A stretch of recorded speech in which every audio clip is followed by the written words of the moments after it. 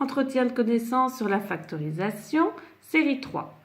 Pour rappel, voici les questions qu'il faut se poser à chaque fois lorsque l'on veut factoriser. Peut-on mettre en évidence? Y a-t-il deux termes? Si oui, ce serait peut-être une différence de deux carrés que l'on transforme en l'un plus l'autre fois la moins l'autre. S'il y a trois termes, c'est peut-être un trinôme carré parfait que l'on transforme comme étant le carré d'une différence ou le carré d'une somme. Et enfin, s'il y a quatre termes, ça peut être éventuellement la méthode de groupement. Si c'est rien de tout ça, c'est que ce sera Horner et la loi du reste. Premier exercice.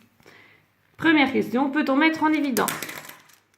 Nous avons ici le premier terme et nous avons ici le deuxième terme. Dans le premier terme, il y a le facteur 2x moins 4 et il y a le facteur a plus 3. Dans le second terme, il y a le facteur 5x moins 6 et il y a le facteur a plus 3. Y a-t-il un facteur en commun? Oui, a plus 3. On le met en évidence fois parenthèse. Je marque ce qui reste dans le premier terme, moins ce qui restera dans le second terme. Attention, le second terme est composé. Il faudra donc après supprimer la parenthèse précédée du signe moins.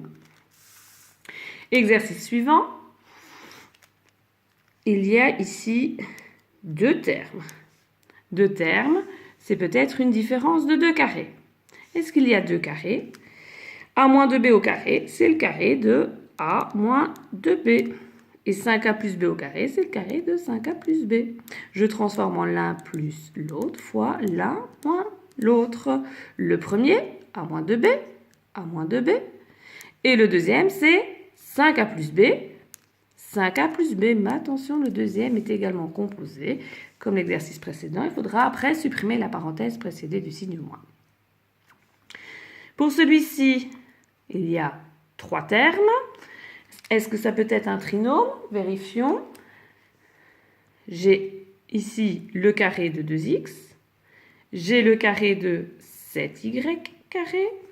Donc j'ai bien deux carrés parfaits. Il faut vérifier que le troisième est le double produit. Est-ce que ça correspond à 2 fois 2x fois 7y carré? Oui. Ceci est bien le double produit. Le double produit est négatif. Donc mon trinôme, je le transforme comme étant le carré d'une différence. Je n'aurai qu'à reprendre les deux éléments que j'avais notés ici. Et le dernier exercice, il y a deux termes. Est-ce que ça peut être une différence de deux carrés? X exposant 5 n'est le carré de rien du tout. Est-ce que je peux mettre en évidence? Non plus. Il me reste Horner et la loi du reste. Il me faut trouver un reste qui soit égal à 0. C'est-à-dire qu'en remplaçant x par une valeur, l'ensemble doit faire 0. Si je remplace x par 1 exposant 5, 1, moins 1 égale 0. D'accord? Donc je remplace ici dans l'énoncé. Donc la valeur de mon a est 1. Ça veut dire que mon polynôme est divisible par x moins 1 fois... Il ne me reste plus qu'à trouver le quotient. Et pour trouver le quotient, je fais le tableau d'Horner.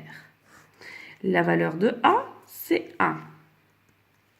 Et je note ici les coefficients. Quels étaient les coefficients? En x exposant 5, c'est 1. En x exposant 4, 0. En x exposant 3, 0. En x carré, 0. En x, 0. Et il me reste le terme indépendant qui est moins 1. Et je complète ainsi le tableau d'Horner. Je descends le premier, une fois 1, 1, j'additionne avec le précédent. 0 plus 1, 1. Une fois 1, 1, j'additionne avec le précédent. Une fois 1, 1, j'additionne avec le précédent. Une fois 1, 1, j'additionne. 0. Vous aurez ainsi les coefficients de votre quotient, qui sera assez long. Dans ce cas-ci, parce que des x exposant 5 divisés par des x me donneront des x exposant 4. Et puis des x exposant 3, des x carrés, des x et le petit terme indépendant. Bon travail!